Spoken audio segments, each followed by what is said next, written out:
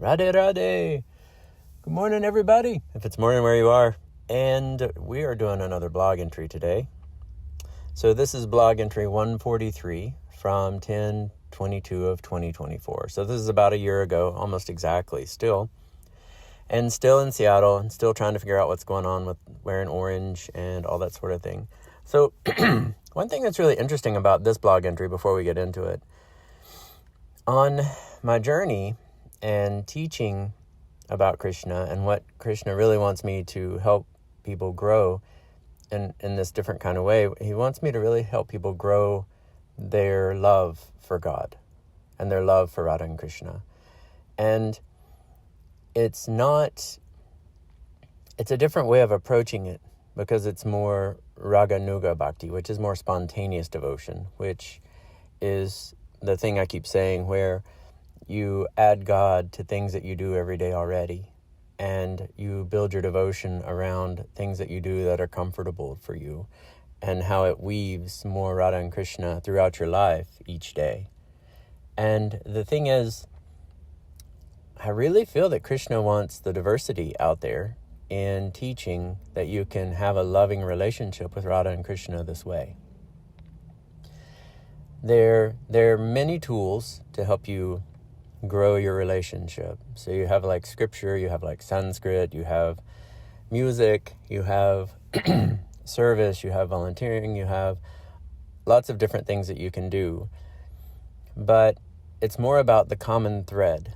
If what you're doing is growing your love for God, that's great. As you find things that help you grow your love for God, increase them. And it'll increase your love for God. So here's an example. If scripture's not really your thing, and so you spend days and days and days and days reading scripture, sure, you can push through and it'll help you grow, but does it help you grow your love as much as, say, gardening for God does? And let's say you garden every day anyway and you just love it and that's what you want to spend all your time doing. So the key is to build your devotion around things that you naturally love. And it makes it so much easier in that way. The path of bhakti will have challenges and purification and healing and things like that involved no matter what. As you're connecting and as you're growing more, those things will come. But your core baseline devotion, it needs to be based in what you love. And then you can share that love by adding God to it, by adding Radha and Krishna to it. And it's amazing the difference, because sometimes it can be quite an uphill battle with the purification and the growth and the healing and the work that you do. But if your baseline is something that you love to do anyway, and you already use it to cope with life anyway, it really helps a lot in some of the toughest times. Because when the purification gets the strongest and you have these really heavy sanskars coming off of your system and it's a lot, and you're getting ready to cross the top of that peak of purification and come down the other side into having more spaciousness and more love.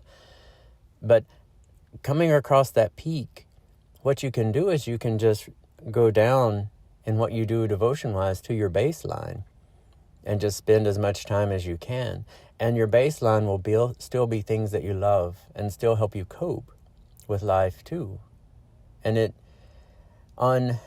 in some of the hardest parts of my journey, that was probably the most helpful thing I would do as I was going.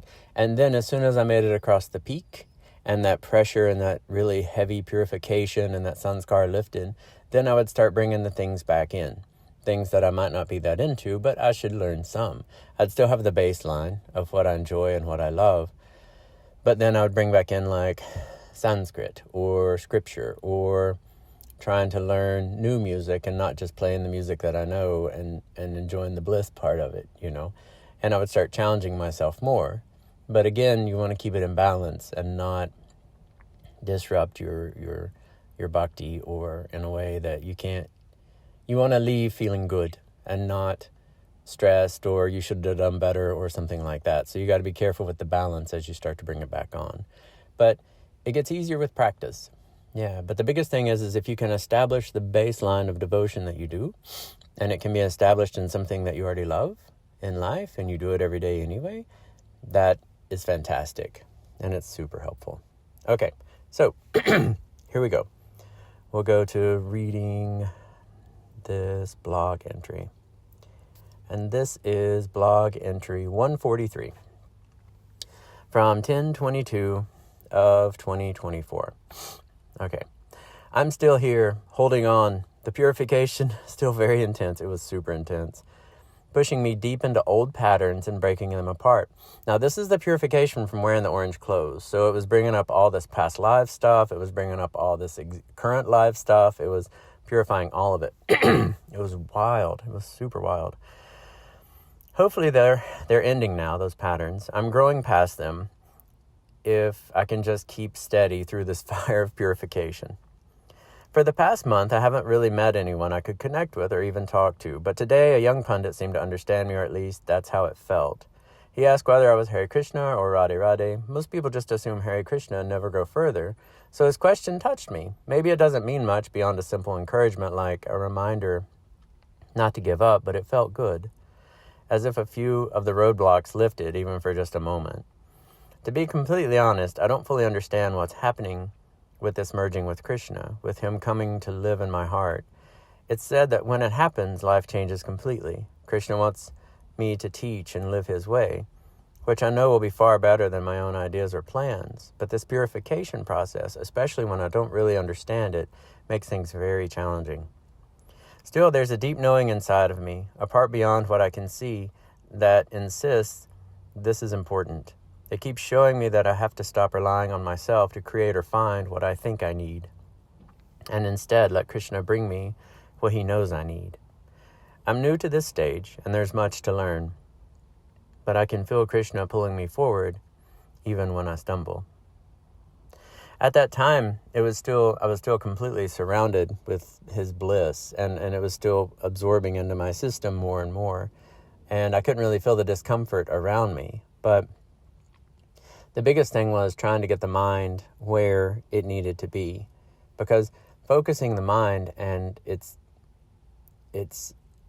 so powerful, and it's such a huge part of devotion. And again, that's why, as I was saying, having your baseline be things that you love, it makes it easier to focus the mind. Because if you're doing something you love and the mind can relax, or you can absorb your mind in what you love and then just include Radha and Krishna with it, it really helps a lot. So training the mind over time is a huge part of your bhakti path and your devotion. But yeah. And so, yeah, that's pretty much what I have for this blog entry. Thank you so much for tuning in. Have a great rest of your day. And Radhe, Radhe, Radhe, Radhe. Radhe, Radhe, Radhe, Radhe. Radhe, Radhe.